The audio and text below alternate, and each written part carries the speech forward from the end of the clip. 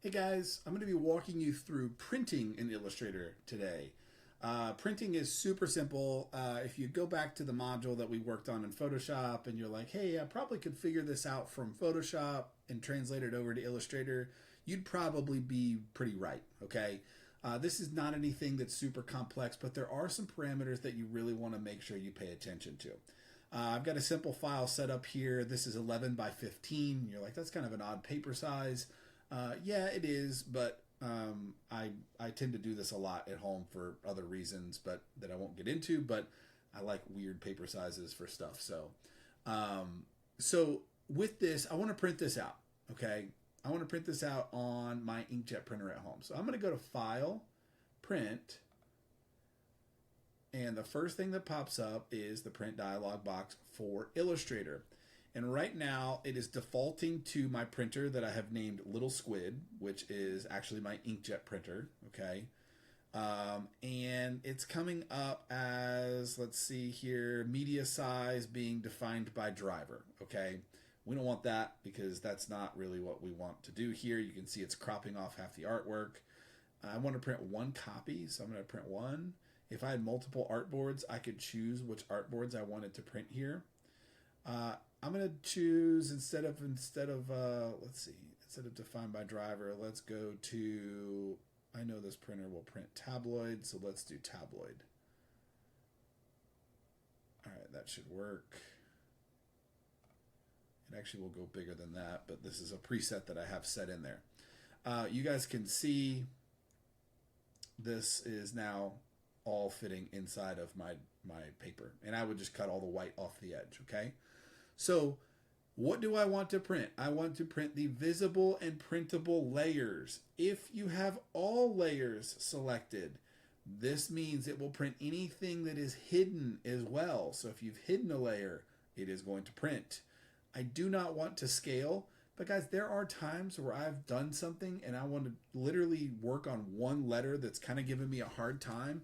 I will print that letter out super massive and scale it up by going in here and saying, okay, well, I want to do a custom scale and I want to do the width and height at 300%.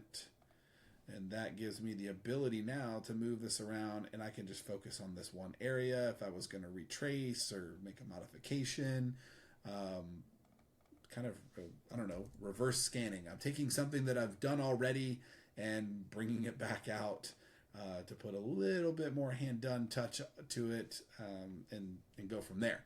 So a couple things to think about. You have marks and bleed, your printer marks, you have trim marks, right?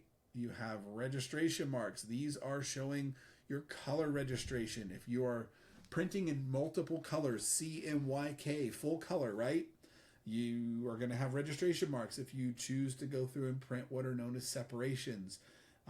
We're not going to go through that right now, so I'll leave that off. But color bars and page information. I always like to choose page information because I like to know what each one of these pages are. Now, this file is too big for this piece of paper.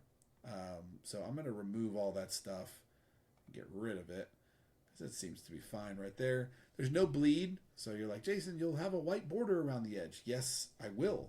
And I want that. If you can see in the artwork, I have a white border, so I don't have any bleed set up. My output, I tend to leave this at default, composite. And then all the other things down here, you really don't need to get into yet in this class, but we'll be touching on these things when we get to other future classes that require a little more setup. Page setup. This is going to dump me into the printer dialog box. Okay, so this shows me what my printer wants. I choose my printer. This is, by the way, this is the operating system. So this is the Mac operating system doing this. And I have Little Squid picked and scaling 100%. So I feel like I'm okay with that because it matches all my things that I have set up there. Under setup, I'm going to click OK. And then here it goes through and says, yep, great. This all sounds wonderful. I could choose black and white or color if I wanted to for presets here. I'm just going to use the default for now. Guys, this is where I can choose to print double-sided. If I had two artboards, I can make it print double-sided. Media quality, choosing what direction this is going to feed from. If it feeds from the main tray of the printer or the back tray of the printer, this one can print on CDs and stuff. I haven't done that in a while. I can choose different media types. This is a very expensive printer that I'm printing on, and I can choose really nice ultra premium papers. And then quality, I can choose best quality or normal quality. Normal quality is going to print a little faster. Best quality is going to drop the most ink down it can on the page. And then under layout, pages per sheet, guys, this is all super, super easy stuff. I'm not going to click print because I don't want it to actually come out of the printer. But if you wanted it to come out of the printer, you click print. There you go. All right. Hopefully this helps you guys.